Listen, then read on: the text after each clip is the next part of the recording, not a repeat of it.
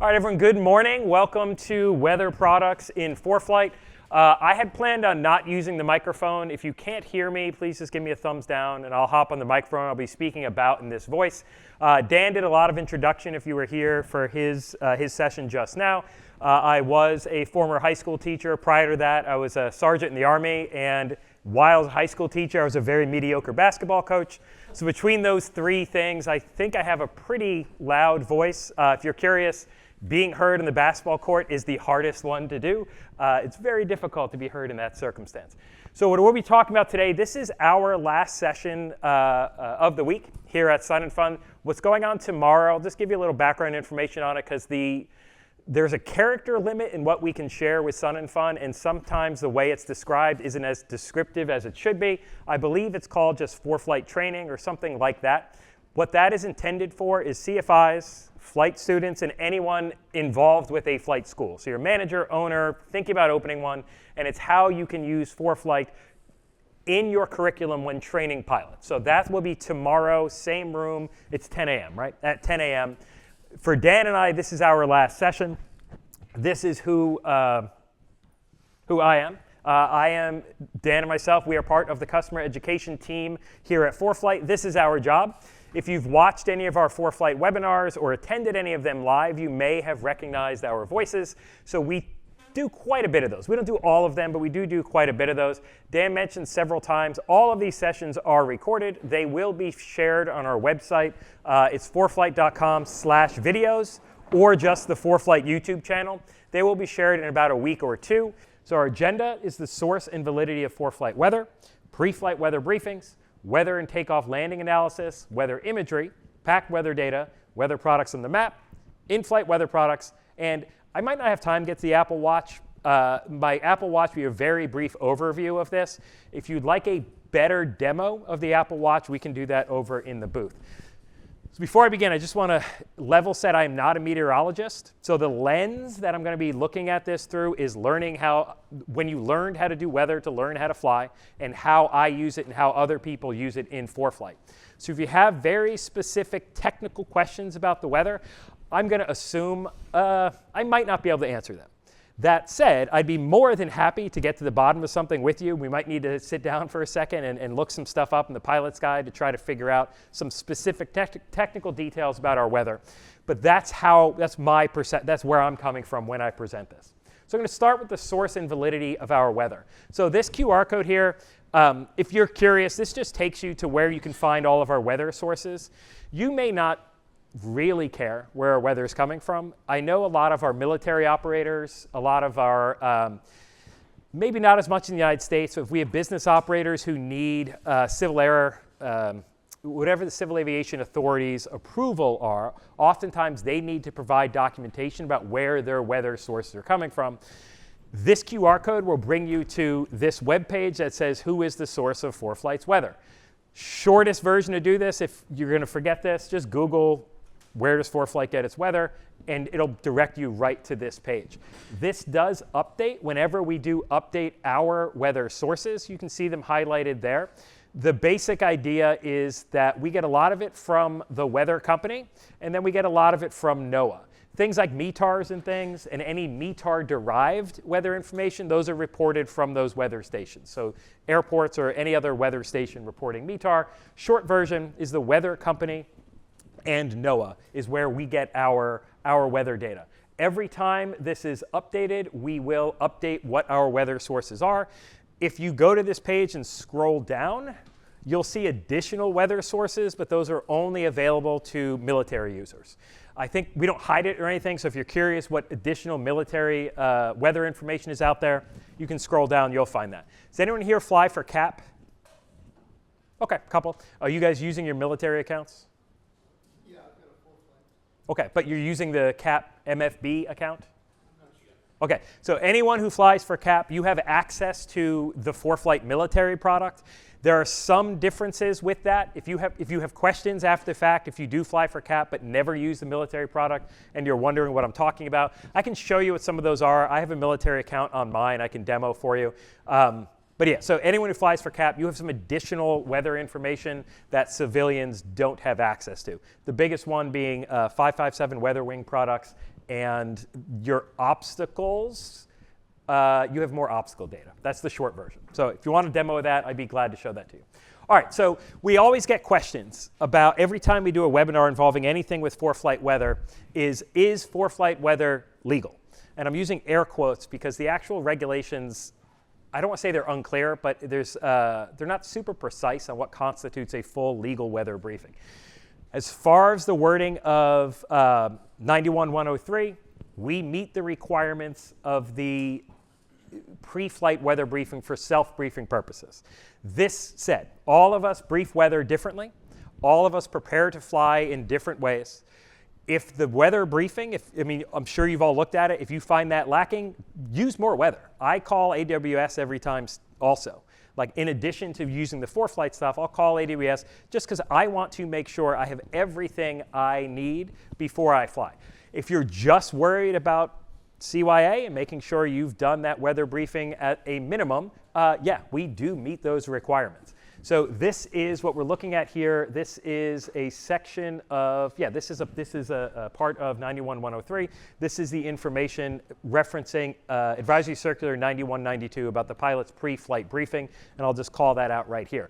You'll notice that it also says you can call 1-800-WX-BRIEF. Again, that's what I do that also. So in addition to my weather brief, I get that. That gives me, I would say that gets me 90% of the way there, and then if I want additional information, because I do, I'll call and I'll ask for my abbreviated brief just to make sure.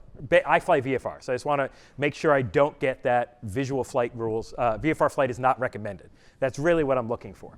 So this is just an excerpt from Advisory Circular 91-92, and I've just highlighted the self-briefing portion here. So again, this is all just if you're curious about this. This doesn't change any of the ForeFlight products or anything like that. How you brief weather it's up to how you brief weather. Maybe there's only one product you feel you need to look at. There is an individual who's been flying for a very long time, came by the booth recently, who is telling us all he looks at is the dew point layer, the dew point spread layer. That's it. That's what he uses for his pre-flight briefing, and that was good for him, and he's been flying for 30 years or whatever. So whatever you do, ForeFlight will meet those, should meet most of those standards. And then, like I said, this is the, I'll highlight this again, this is just the requirements at AC 91-92 for a pre-flight weather briefing, including the available sources listed in Appendix A. If you look at Appendix A and you look at their weather sources, you notice that NOAA and other sources like NOAA are repeated here. So yes, we do provide that data. I'll talk about how you can view the different weather products, how you can check out their currency, all of that. So in that same vein, I just wanted to make sure everyone's on that page, because every single time we do a webinar that includes any reference to a pre-flight briefing, we get a question, is this legal? The short answer is yes. Is this advisable to be your only briefing? That's on you. You're the PIC, you make that decision. I get other weather briefings as well as this, but again, you know how you fly better than I do. So our pre-flight weather briefing, this is available to all users regardless of subscription level, and there's a couple different options that you have available to you. I do want to highlight some of the things I'll be talking about are not available to every subscriber. On the right-hand side, I'll just fade out the ones that aren't applicable. So when I'm talking about things that are applicable to every subscription tier, you'll see Performance, Pro, and Basic all highlighted. I'll try to remember to say that it's not available as well, but just that's what that visual cue is on the right-hand side. So once I've planned a flight, tapping briefing will pull up the weather briefing for that planned flight, and it is based on the ETD that I have entered.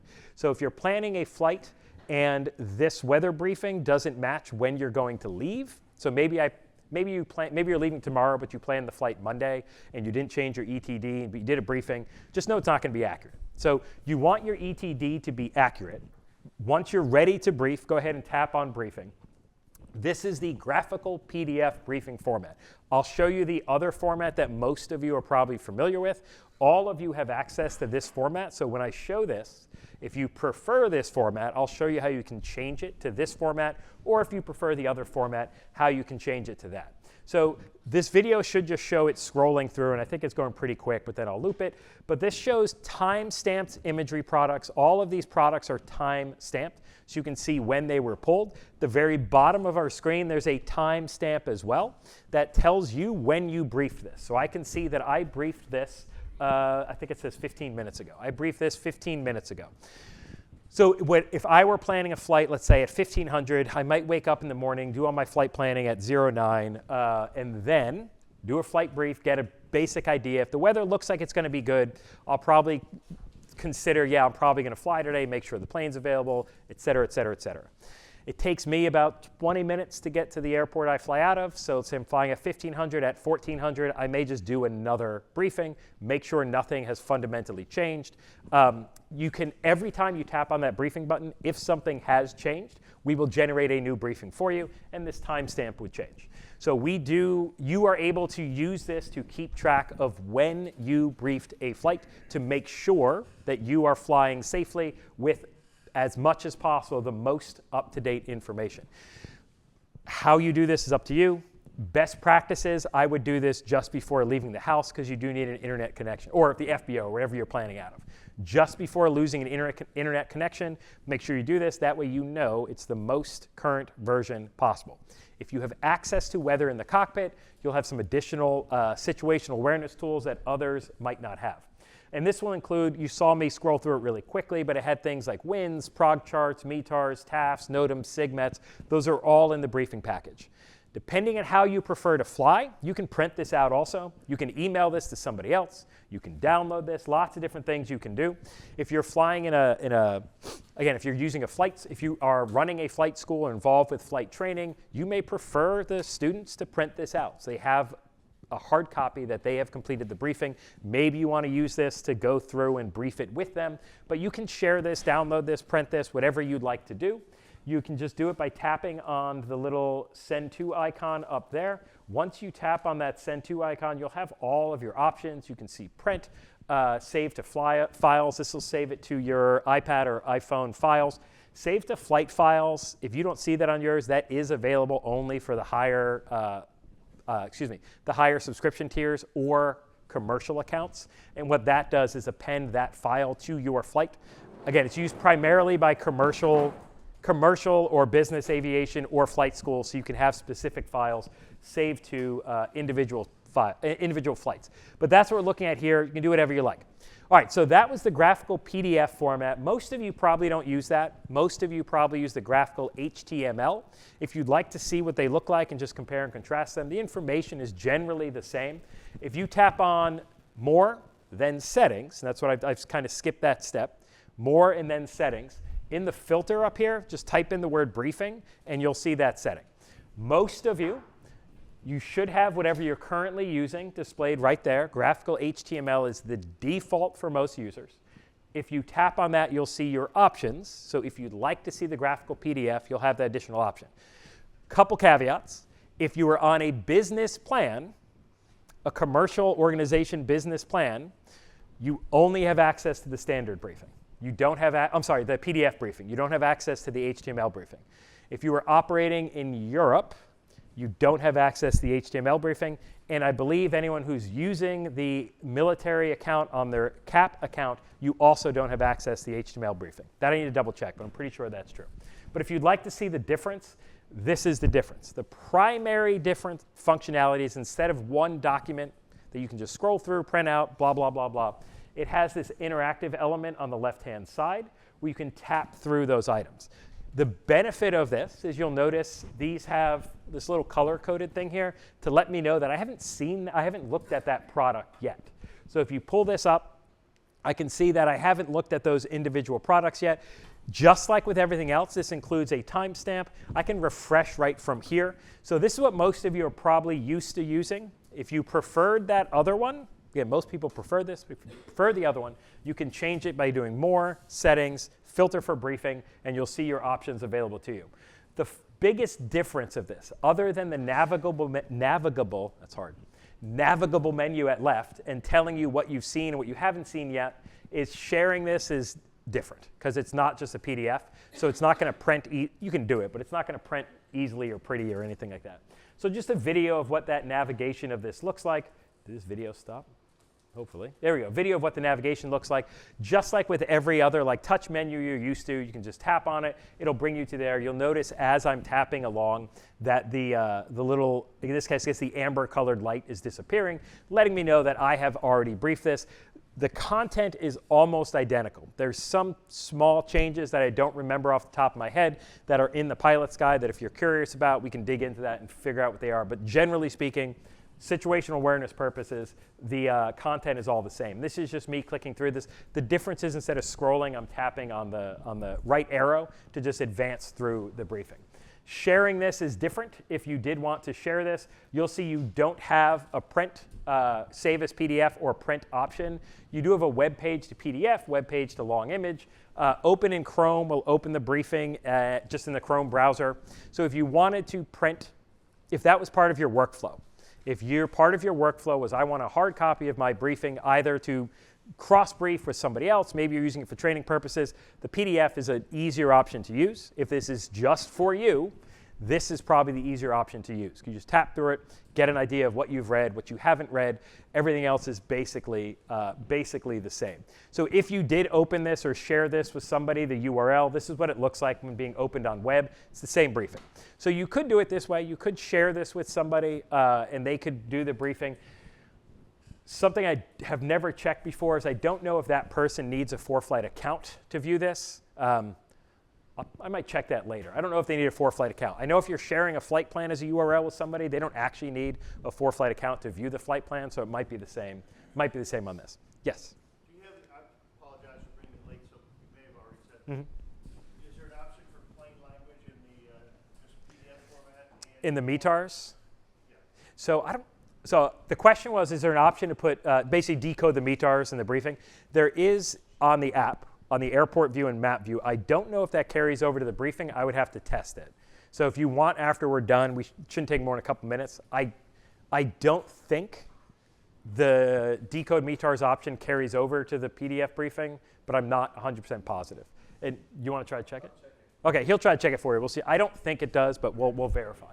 All right, so weather and takeoff and landing analysis. This is a combined thing. So this is weather products in ForeFlight. So the actual structure of how takeoff and landing analysis works, I'll yada yada over that, go kind of quickly, because I want to talk about the weather. So if you are a Performance Plus subscriber, this is a feature that not everyone realizes they have, or they don't realize they're getting it because they're a Performance Plus subscriber, is for I think most piston aircraft and select turboprop aircraft, we have takeoff and landing performance analysis built into the flight plan and built into the app for you. If you're curious if you have this, when you go to the Flights tab, as long as you have departure, destination, airport pair, if you see takeoff and landing buttons, that is takeoff and landing performance analysis for your aircraft. It's almost every GA piston aircraft, and again, some turboprop aircraft as well. There's a list in the pilot's guide. So the reason I want to bring this up is this is a weather-dependent analysis, and itself can be a weather product. So if I go ahead, I have my route here planned. This is from, if you attended my session yesterday, it was about planning a multi-leg IFR route from Topeka to Osh. So this is that route. That would have been my second, I'm sorry, this would have been the second leg of that. So if I go in and tap on takeoff, everything in ForeFlight, it's not an advanced tip, but it's something we mention to people all the time. If you ever see blue text, you can edit that field. It's something that is an editable field. So sometimes, depending on where you're operating at, you may have local knowledge that supersedes the information we have, or maybe our database is just incorrect, which has happened from time to time. I mean, data isn't foolproof. So I tapped into my takeoff. You can see that this is auto-populated with the weather at that airport.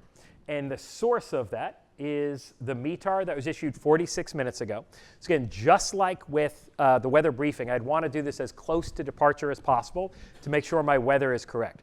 But once I tap into my departure takeoff analysis, I can see, based on the METAR, what the wind direction, wind speed, temperature, and altimeter reading are, and you can override all these. So again, if you know that something we're reporting is incorrect, you have local knowledge, you can go ahead and change that.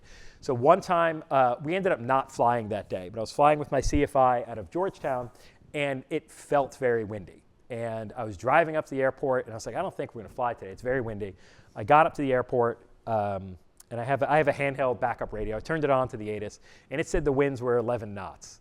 And I'm standing out there, and the whole hangar is like blowing. And this instructor comes up. He's like, "Did you check the METAR?" I was like, "Yeah." He's like, "What are the winds?" Like, they said they're 11 knots. And he looks around and we're like, no, these aren't 11 knots. We're not flying today. So the METAR may be incorrect for some reason. But anyway, so all these fields can be adjusted, and as you adjust them or as the weather is reported, we will give you updated information about your takeoff and or landing performance. You can adjust these as well. So you'll notice my takeoff flaps here are 0 if I want to practice with I don't know, full flaps takeoff or short field, soft field, whatever. I can make that adjustment here, and we will adjust your takeoff roll, performance data, all of that stuff. The safety distance factor, does anyone know what that is? Anyone ever used the safety distance factor before? Okay, one person, a couple people. So basically, it's used a lot by organizations who want to do planning for their pilots. And to make sure everything is within a buffer of safety, they say, okay, you need 1,200 feet to land, but we want to make sure everything is perfectly safe, so we're going to add a 25% land distance factor.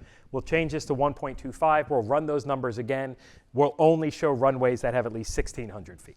I think I did my math right. Someone correct me if my math is wrong.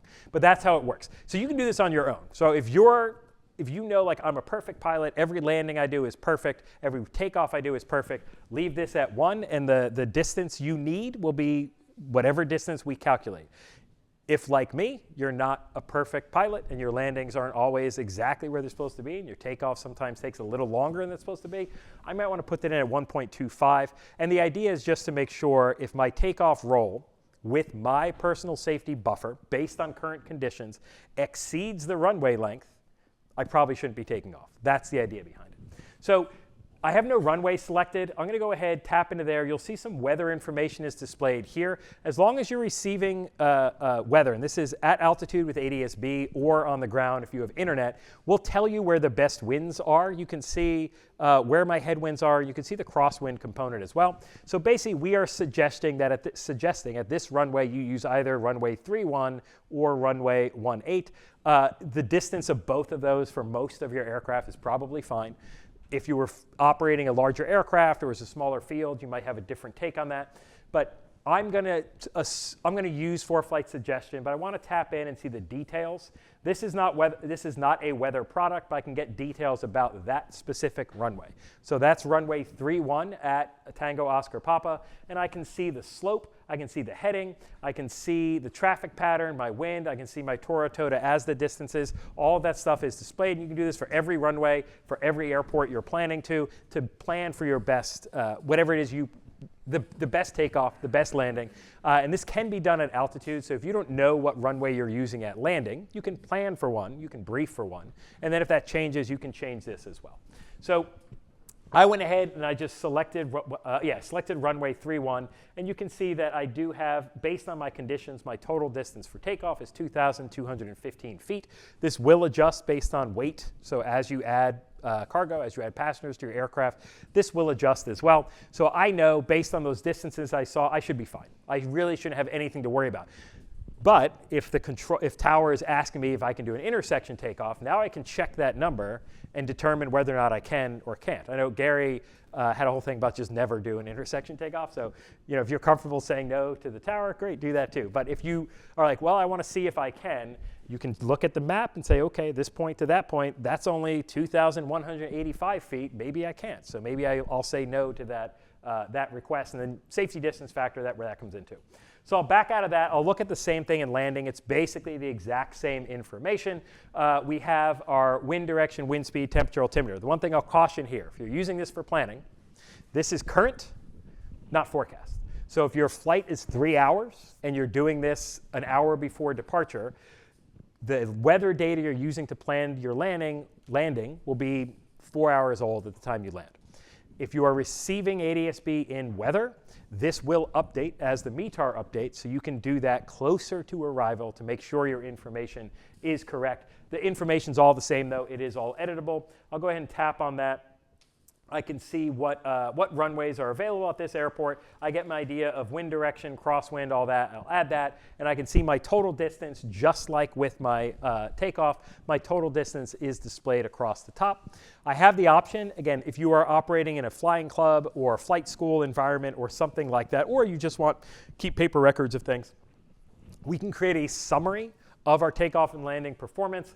All of our information is displayed here. If you were on a business account, and I think it might just be for jets also, you'll get, this will include tolled cards and things like that.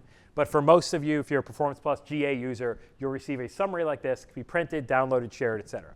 All right, now onto weather imagery.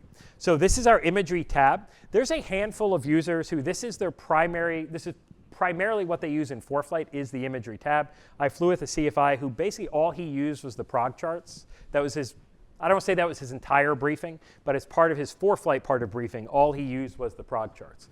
So after you open up the tab, the imagery tab, you'll see at the top left it says regions. You might not have that option if you don't have additional regions. I have every region because we do demos for people in different parts of the world. You might just have the region you're associated with, but if you tap that button, you'll see what other regions you have access to. Your current region is displayed in the middle. That's the favorites and recents tab. So that CFI, who all he used in the imagery tab was the prog charts, what he would, or what, I don't know actually how he did it, but to save time, what he should have done is just favorited the prog charts, favorited the time period and altitudes that he cared about, favorited them, and then when he comes back, all he would do is tap that button and he'd see just that. He wouldn't see everything else. The refresh button refreshes imagery, and everything you have available is displayed here on that left-hand side. And then whatever you're currently looking at is displayed on the right-hand side, and you can tap into these, look at them at your leisure. So I'm going to open up the prog charts. Again, that's what this CFI used primarily. These are my prog charts. All of these will have a timestamp and a source displayed. So if you're curious about, they're all, I think these are all Zulu timed. They're all in Zulu time. And the source will be displayed to give you an idea of how current this information is.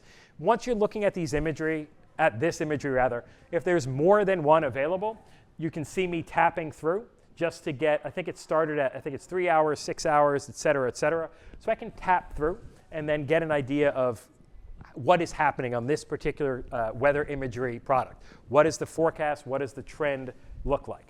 You can do this basically with any of our products. I'm going to go down to my lowest freezing level and repeat the same thing.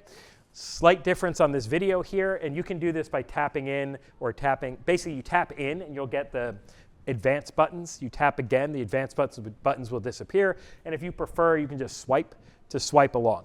So these are our lowest freezing levels. And there's my timestamp on there, Wednesday, 19 February 2025 at 20:31 Zulu. And that was the last ice storm we had in Austin this year. So you can see the lowest freezing levels are pretty low. So this is a product, I can swipe through this, get an idea of where the freezing level's at. Again, all of us are going to use weather briefings in different ways. If this is a product that you, I'll show some others. I'm not going to show all these. So winds aloft, if I'm only flying at 6,000 to 14,000 feet, I don't need to brief every winds aloft chart. Maybe all I want to look at is my 3-hour winds aloft forecast. That'll be 6,000 feet, 3 hours. That's my 3 hours from now. Timestamp is available, all of that stuff. I'm going to go ahead and favorite this. I'll advance to my 6 hour. Oh, I don't know why I did that. But anyway, I went ahead and I favorited it. Now, whenever I go back and I just tap on my favorites icon up here, I can just see I have that product available. If that's the thing I'm most concerned with, again, you all brief differently. If winds aloft at this altitude, at this forecast period, this is what I'm primarily concerned with. Just save that. Again, for the most part, these are saving you seconds as you're briefing, but it's a non-zero amount of time, and you can get your briefing time down to be as most efficient as possible. If you're in an environment where you're training, if you have students and stuff, this is something that you want to streamline as much as possible. Or maybe you don't. Maybe you want to build them for more ground time. But you want to streamline as much as possible to make sure they're getting that briefing finished. All right, so that's the imagery tab. Yes? Refresh button on that? So the refresh button will just check to see if there's new data. Where is it? Right up here. The little circle thing. It generally will refresh on its own, but sometimes if you haven't closed the app in a bit, it doesn't know to refresh, so that's what that's for. So packed weather data, everyone's used the pack button before and knows how to use it? Cool. So packed weather data, I'll just talk about what it is. You can do it from the Flights tab or the Maps tab. This is what it looks like on the Flights tab. Biggest difference here is there is no exclamation point. I'm going to go back to my map. I'm just sending this flight back. I recommend, as terms of like best practices, is so we do training with military folks also, including the CAP. We do training with military folks, and people come to us, and the idea is to make them subject matter experts, send them back to your unit. And one of the things we try to help them do is write an SOP for how they want their pilots to use ForeFlight.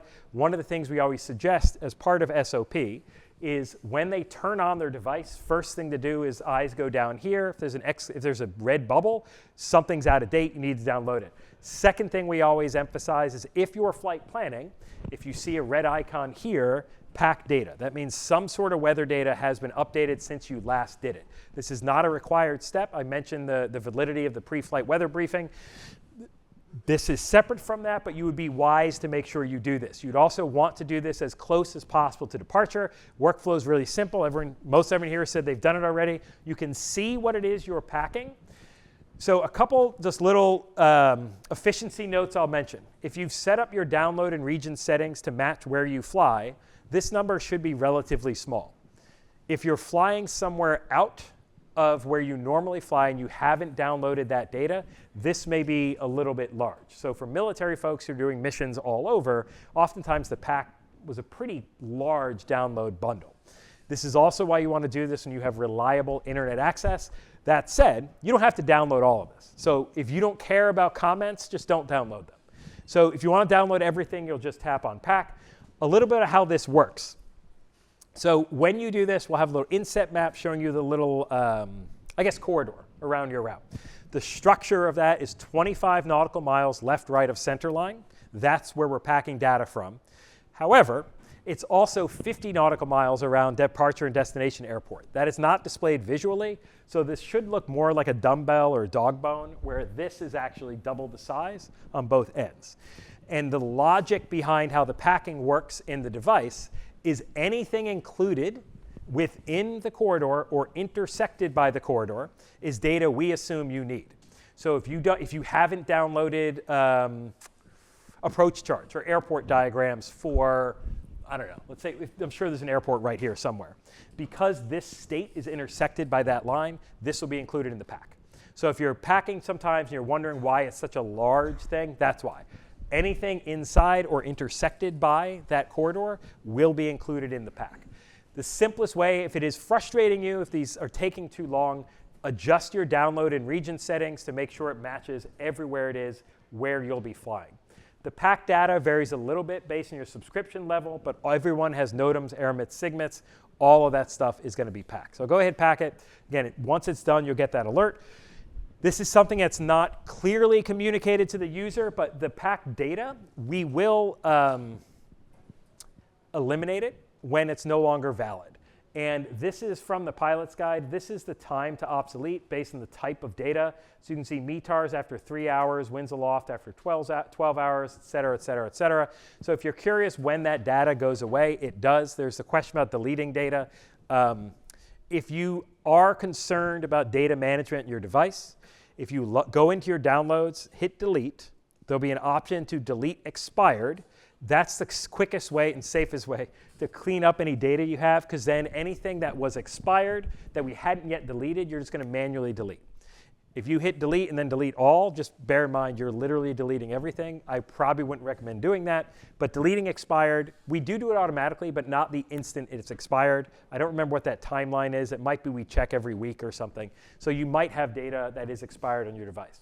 So once it's packed, we always get questions about how do I access packed data? Where is the packed data? There's no special workflow. It's just in the device the same way it is everywhere else. So for some of it, you can access it just the same way you access a weather layer. I'll just tap my map layer selector. And this is my clouds layer. Another example, so I'll explain why I use this one. The clouds layer is only available at Performance and Pro Plus levels. The reason I use this for this display is because it shows how to tell if you don't have data very well, whereas some of the other layers it's harder to see. You can see my cloud data right here, right across the beginning of my route. If you look to the right, you have that hashed line where it says data not available. When I packed for this flight, this was not included where the hashed lines are. So I know that there could be clouds there. I don't have the data. The same thing when you're looking at radar data. There was an individual, I don't know if they're still in here, I was talking to about flying to Latin America. when Dan was wrapping up. And radar coverage, if you're familiar with Latin America at all, doesn't extend, at least the radar coverage you have access to in ForeFlight, doesn't extend south of like San Luis Potosí. So if you're flying to Latin America, just be aware of that. And one of the things we make sure we do is have these hashed lines so users don't see, like around Cancun and Cozumel, and be like, oh, there's no storms there. You'll know you have no data and should brief something else. So just, that's what those lines mean. It means data not available. The packed data, if you're a performance user, will also include the 3D imagery. So this is just 3D imagery I can access while I'm in flight. Just to specify something here, you'll notice I have my Wi-Fi turned off on these screenshots. And that's because I wanted to show that you can still access this data, but sometimes it's limited, hence the hash marks. But this 3D data, even though I don't have Wi-Fi, is packed in my device. I can still access this in flight. All right, so back on my Maps tab, I've looked at all my packed data. If you are a performance subscriber, you can use the packed data in the Profile tab also.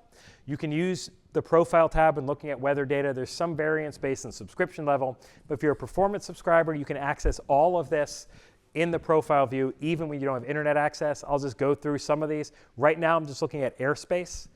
This is icing. And there's a couple other more products on there. They all basically, the workflow is the same. To access this as packed data, you do need to be a Performance Plus subscriber.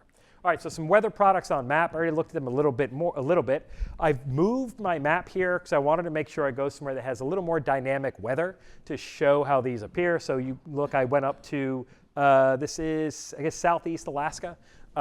It's a little more dynamic than the other part of the country you're looking at least when I took these screenshots. So I'll go ahead and tap my map layer selector. I'll see everything I have available to me. I think Dan mentioned this. If yours doesn't match mine, it's because I have every region, every possible permission, every possible setting. I'm going to enable my lowest tilt radar here. So the lowest tilt radar, all of our radar products are all sourced, they're all internet sourced products. They all will show approximately 1 hour of radar activity.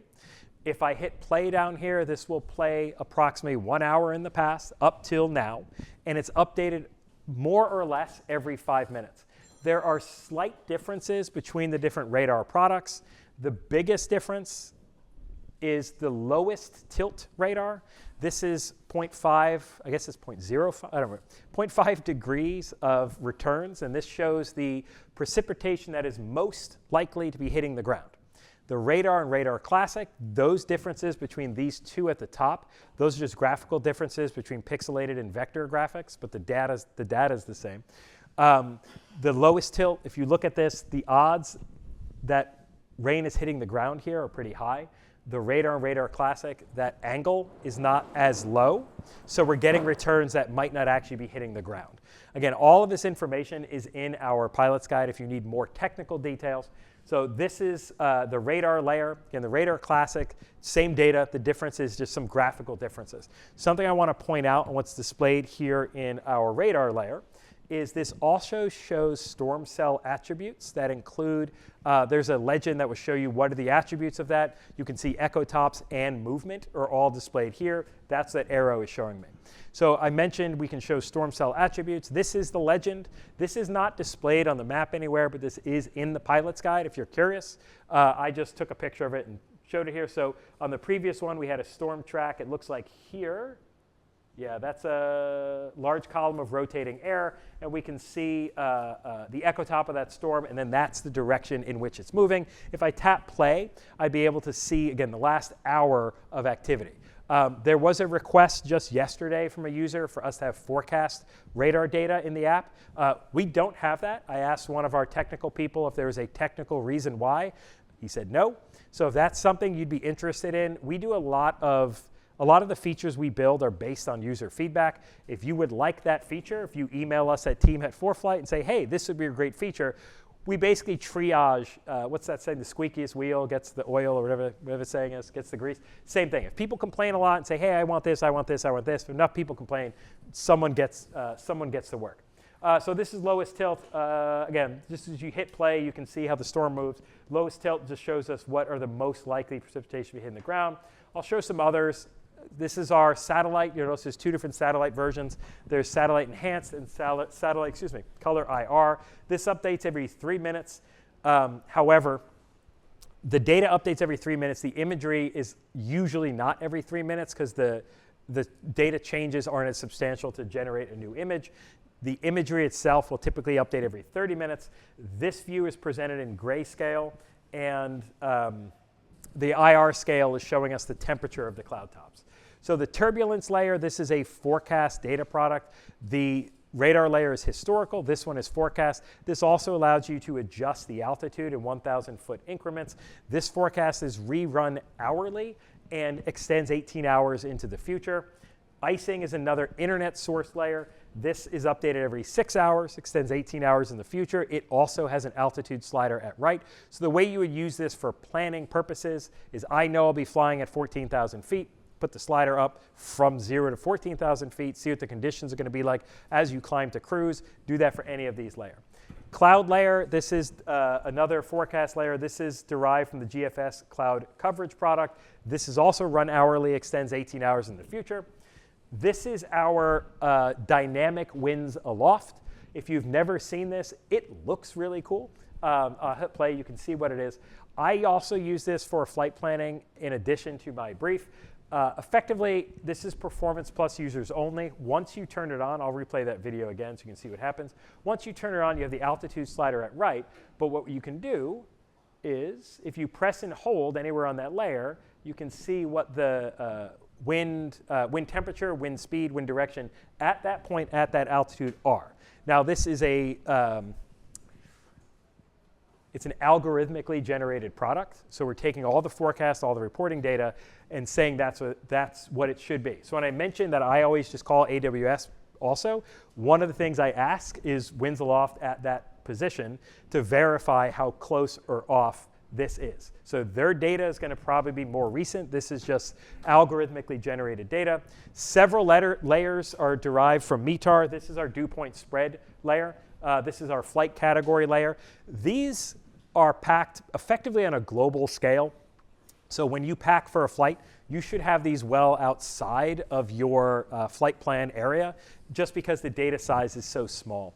And this is my ceiling. So I just went through 3 really quick: dew point spread, category, ceiling, and you can combine layers as needed. So there are some restrictions on what you can combine, but in terms of how you brief your situational awareness, in this case, I just combined flight category, radar, and traffic. I don't think there's actually any traffic targets on this screenshot, but they are all combined here.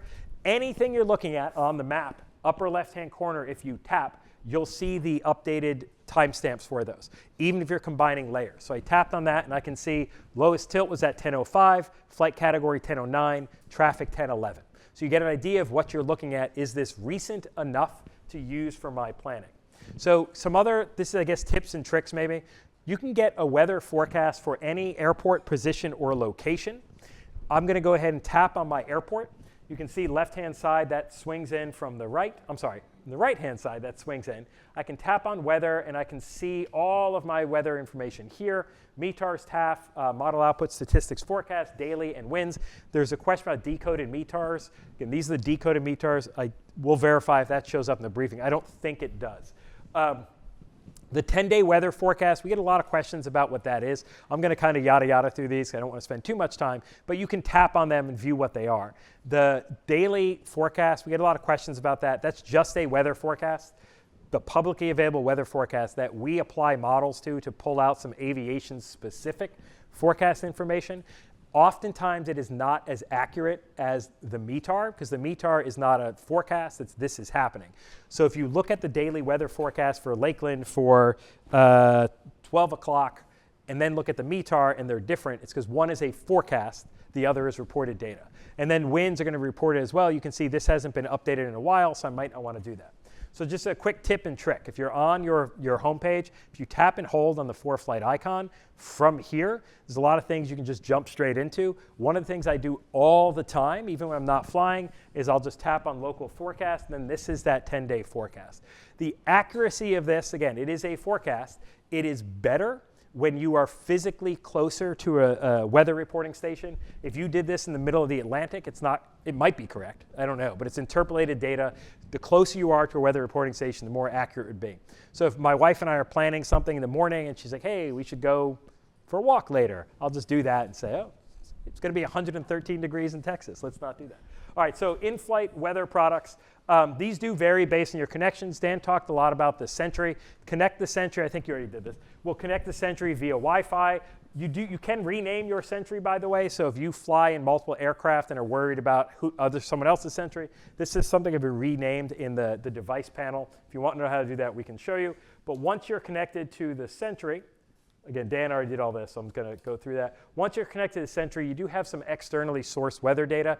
If you do this on the ground to test, ADS-B towers are ground-based. The Earth is curved, so you may not get good reception on the ground. On this, I don't even remember if this shows up very well, but you know you're connected because the source will be listed as ADS-B. So this is all of those things that say ADS-B. Those are all products you would get when you're at altitude, including traffic. When you're at ground level, it's very difficult to emulate because you're just not going to receive anything. So you have to be up a little bit to start getting that information. In our office on the 4th floor, we can sometimes get traffic on our Sentries, but not always. All right, so here's just another one. I don't want to I always feel guilty that we're pitching ForeFlight products too much. Dan mentioned a lot of other different manufacturers. I am not a salesperson. I don't get commission for anything. I don't really care what you use. I use the Sentry in part because we got a discount on it, but it is a very good product. If you're using something else, this is a GDL52. This is also connected via Bluetooth. I'm sorry, this is connected via Bluetooth, unlike the Sentry that was Wi-Fi. I'm just walking through that connection really quick. Once it's connected, it works almost the exact same way as the Sentry in terms of data you have access to. The GDL52 also will give you some additional stuff. This is Sirius XM weather.